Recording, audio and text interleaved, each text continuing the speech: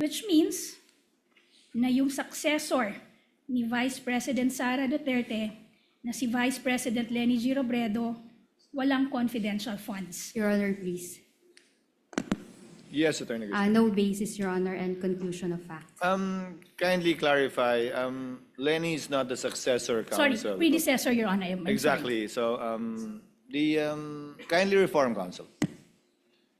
Ngayon, ang Strategy Management Office naman, ito ang tanggapan ng OVP na nangangasiwa sa strategic planning, management, monitoring, evaluation, organizational development at iba pang kaugnayan ng tungkuling pamamahala ng OVP. Tama ba?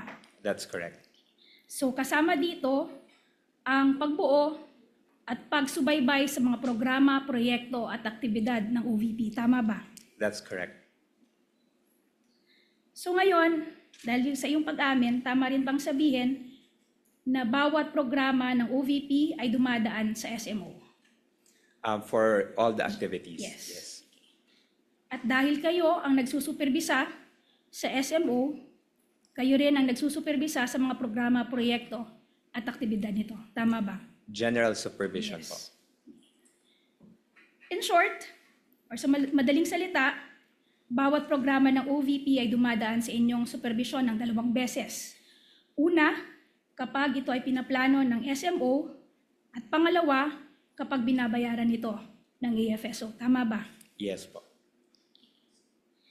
At tama rin bang sabihin na ang mga direktor ng 2 opisinang ito ay nag-uulat din sa iyo? Tama ba? That's correct po. Also, tama rin bang sabihin na ang Vice President mismo ang nagtalaga sa inyo ng supervision over these 2 offices? Yes, that's correct as part of the organizational structure. Okay. At tama rin bang sabihin na kaugnay ng inyong supervision sa SMO at AFSO, ang anumang direktibang natatanggap ninyo ay sa huli nagmumula sa Vice President? That's correct. Okay. At tama rin ba na sa pagganap ng inyong mga tungkulin, sa huli kayo ay nasasaklawan ng mga direksyon at instruction ng Vice President? That's correct. In short, the official acts that you perform in the discharge of those responsibilities are done pursuant to the authority vested in you by the Vice President. That's correct. Now, pumunta naman tayo ngayon, Mr. Ortonio, sa sulat kung saan nagsimula ang lahat. Okay, so, Mr. Ortonio, you assumed your position you mentioned earlier as Assistant Secretary and Assistant Chief of Staff noon lamang July 1, 2022. Tama ba? That's correct. So that was mid-year. Yes.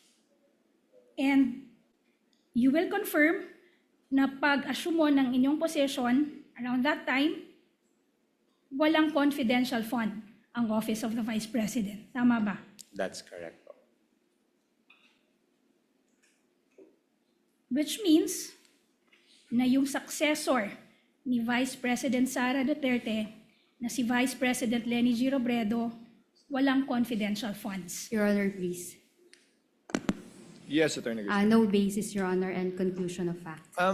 Kindly clarify, Lenny is not the successor Sorry, counsel. predecessor, Your Honor. I'm sorry. Exactly. So, kindly reform counsel. Mr. Antonio, do you confirm that Vice President Sara Duterte's predecessor, former Vice President Leni Robredo, Your Honor, Leni Robredo, she did not have confidential funds? Your Honor, please. Yes, counsel. Incompetent. He's not a staff of Leni Robredo. If he knows, if you know, Mr. Antonio, you may answer. If you don't, you may answer so as well. Based on the records that we have, there's no record of confidential funds. Ito ang dahilan kung bakit humiling ng confidential funds ang OVP sa DBM. Tama ba? Noong 2022.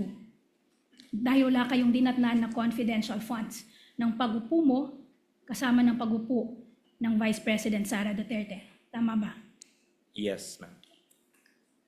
And this request for confidential funds, ipinaabot ito sa DBM sa pamamagitan ng isang sulat. Tama ba?